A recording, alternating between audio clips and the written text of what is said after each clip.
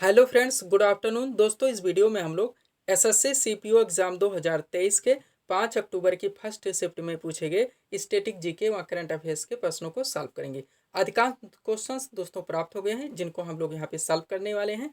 Questions के level व trend की बात करें तो लगभग सेम टॉपिक से सेम लेवल के क्वेश्चंस आज के फर्स्ट शिफ्ट में भी पूछे गए हैं।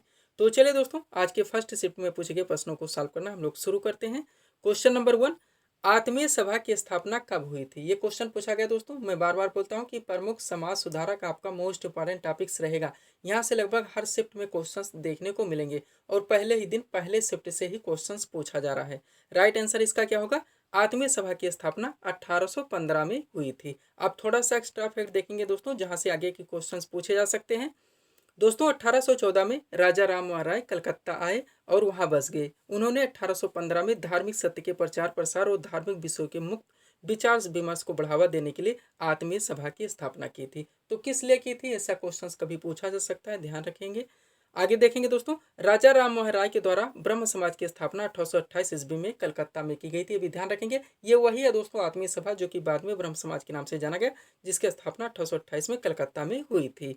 आगे चलेंगे दोस्तों, मोस्ट इंपॉर्टेंट हिस्ट्री फैक्ट है जहां से आपके हर शिफ्ट में क्वेश्चंस देखने को मिल रहे हैं, ध्यान देंगे आप लोग।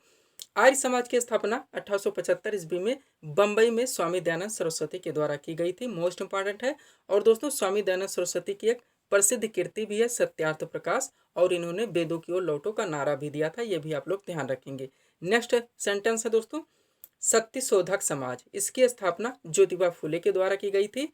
प्रार्थना समाज, इसकी स्थापना आत्माराम पांडुरंग के द्वारा की गई थी। और एक है दोस्तों रामकृष्ण मिशन, इसकी स्थापना स्वामी विवेकानंद के द्वारा 1897 ईस्वी में की गई थी।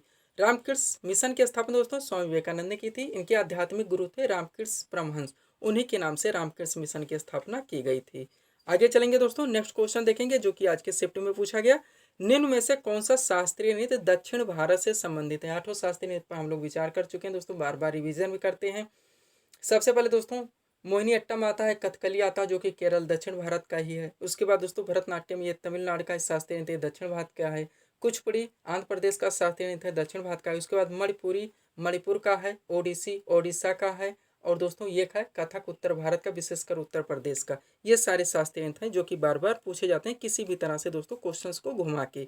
अब आगे देखेंगे, इंपॉर्टेंट सेंटेंस है दोस्तों, यहाँ पे फैक्ट हमारा, कथकली और मोहिनी अट्टम भी दक्षिण भारत के शास्त्रीय नृत्य हैं। दोनों ध्यान दीजिएगा, एक साथ लिख दें इसलिए, जो कि केरल राज्य से संबंधित हैं। उसके बाद दोस्तों कुचिपुड़ी भी एक शास्त्रीय नृत्य है जो कि दक्षिण भारत में आता है या आंध्र प्रदेश राज्य से संबंधित है। ये मोस्ट इंपॉर्टेंट है जो कि बार बार पूछे जाते हैं। अगला क्वेश्चन दोस्तों, आइस हॉकी में कितने खिलाड़ी होते हैं? ये क्वेश्चन पूछा गया था। खेल जगह से थोड़ा सा डीपली क्वेश्चंस पूछे जा रहे हैं दोस्तों, पिच से संबंधित क्वेश्चन पूछे जा रहे हैं। क्वेश्चंस को और भी डीपली लाया जा रहा है क्योंकि दोस्तों सेम टॉपिक से क्वेश्चंस पूछने हैं, मोटे मोटे क्वेश्चन पूछे जा चुके हैं, तो क्वेश्चन थोड़े बहुत दोस्तों यहाँ पे डीपली जरूर जाएंगे। क्वेश्चन था इस हॉकी में कितने खिलाड़ी होते हैं? 6 खिलाड़ी राइट आंसर होगा। जो लोग 6 खिलाड़ी पे अपना आंसर टिक किए हैं उनका आंसर बिल्कुल करेक्ट है। आगे देखेंगे एक्स्ट्रा फैक्ट, क्रिकेट फुटबॉल और हॉकी, क्रिकेट फुटबॉल और हॉकी ये तीनों के साथ ध्यान दीजिए 11 खिलाड़ी होते हैं। रग्बी फुटबॉल में सबसे ज़्यादा 15 खिलाड़ी होते हैं। बास्केटबॉल में 5 खिलाड़ी होते हैं। वाटर पोलो में 7 खिलाड़ी होते हैं। पोलो में 4 खिलाड़ी होते हैं। वॉलीबॉल में 6 खिलाड़ी होते हैं और कबड्डी में 7 खिलाड़ी होते हैं। इतना ध्यान रखेंगे तो वनडे में ऐसे क्वेश्चन पूछे जाएंगे तो आप लोगों के क्वेश्चन मिस नहीं होंगे। आगे चलेंगे, नेक्स्ट क्वेश्चन देखेंगे जो कि आज के शिफ्ट में पूछा गया। क्वेश्चन है दोस्तों, पश्चिमी घाट का विस्तार कहाँ से कहाँ तक है? तो दोस्तों ये गुजरात से लेकर केरल तक है, गुजरात से लेकर केरल तक है।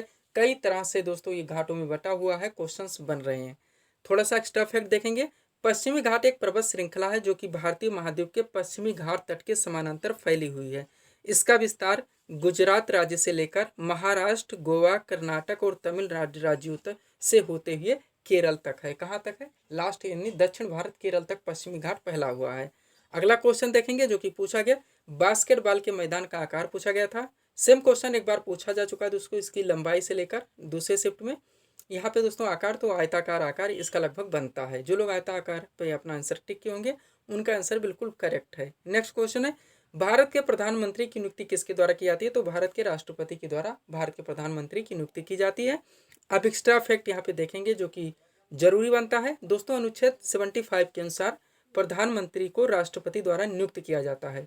और अन्य मंत्रियों को प्रधानमंत्री की सलाह पर राष्ट्रपति द्वारा नियुक्त किया जाता है, ये भी ध्यान रखेंगे। उसके बाद मंत्रिपरिषद सामूहिक रूप से लोकसभा के प्रति उत्तरदायी होती है, ये क्वेश्चन बार बार पूछा जाता है। आगे चलेंगे, नेक्स्ट क्वेश्चन देखेंगे दोस्तों, जो कि आज के फर्स्ट शिफ्ट में पूछा गया क्वेश्चन है, अनुच्छेद 368 का संबंध किससे है? तो संविधान संशोधन प्रक्रिया से है। और एक्स्ट्रा फैक्ट में देखेंगे तो वो क्वेश्चन भी कवर हो जाएगा जो घुमा के पूछा गया है। तो अनुच्छेद 368 का संबंध है संविधान संशोधन प्रक्रिया से। नोट, अनुच्छेद 368 के अनुसार दो प्रकार के संशोधन होते हैं, दो तरह के होते हैं, टोटल 3 होता है दोस्तों, दो तरह का अनुच्छेद 368 के तहत होते हैं। संसद के साधारण बहुमत द्वारा संशोधन और संसद के विशेष बहुमत द्वारा संशोधन, ये दो संशोधन 368 के तहत किए जाते हैं। आगे देखेंगे, भारतीय संविधान में संविधान संशोधन प्रक्रिया, ये बार बार पूछाता है, दक्षिण अफ्रीका के संविधान से लिया गया है। संविधान संशोधन प्रक्रिया जो आर्टिकल 368 है, ये दक्षिण अफ्रीका के संविधान से लिया गया है। अनुच्छेद 368 संसद को संविधान में संशोधन करने की शक्ति देता है, जिससे स्पष्ट हो जाता है कि उस शक्ति के प्रयोग पर संविधान में संशोधन किया जाएगा, कि उस शक्ति के प्रयोग पर संविधान में संशोधन किया जाएगा।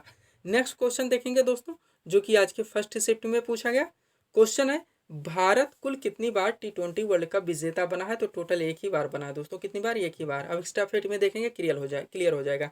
महेंद्र सिंह धोनी के नेतृत्व में जब वो कप्तान थे, T20 विश्व कप जीतने वाली पहली टीम भारत ही थी दोस्तों। ध्यान देंगे, भारत ने फाइनल मैच में पाकिस्तान को हराकर 2007 में, कभी इसमें भी पूछा है तो 2007 में T20 वर्ल्ड कप विजेता दोस्तों भारत बना था। किसको हरा था? पाकिस्तान को हराकर विजेता बना था। अगला क्वेश्चन देखेंगे, राष्ट्रपति की कार्यकारी शक्ति किस अनुच्छेद में निहित है? तो अनुच्छेद 53 है। कौन सी है? 53 है। थोड़ा सा ध्यान देंगे एक्स्ट्रा फैक्ट में, अनुच्छेद 53 के अनुसार भारतीय संविधान के संघ की कार्यकारी शक्ति भारतीय राष्ट्रपति में निहित है, और वह या तो सीधे या अपने अधीनस्थ अधिकारियों के माध्यम से उनका प्रयोग करेगा। ये क्लियर है दोस्तों संविधान में।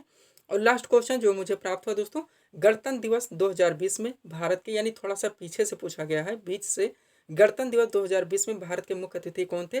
तो ब्राजील के राष्ट्रपति थे दोस्तों, जिनका नाम था जायर बोल्सोनारो। क्या नाम था? Jair Bolsonaro. ते थे दोस्तों आज के फर्स्ट शिफ्ट के प्रश्न जो कि पूछे गए और मुझे प्राप्त हुए। तो दोस्तों इसी तरह के वीडियोस के लिए आप हमारे चैनल शिव कृपा क्लासेस से जुड़ें, वह चैनल को सब्सक्राइब करें ताकि हमारे द्वारा दिए जाने वाले सभी वीडियोस आप क्रम से सबसे पहले देख सकें। तो मिलते हैं दोस्तों नेक्स्ट वीडियोस में। Thanks for watching.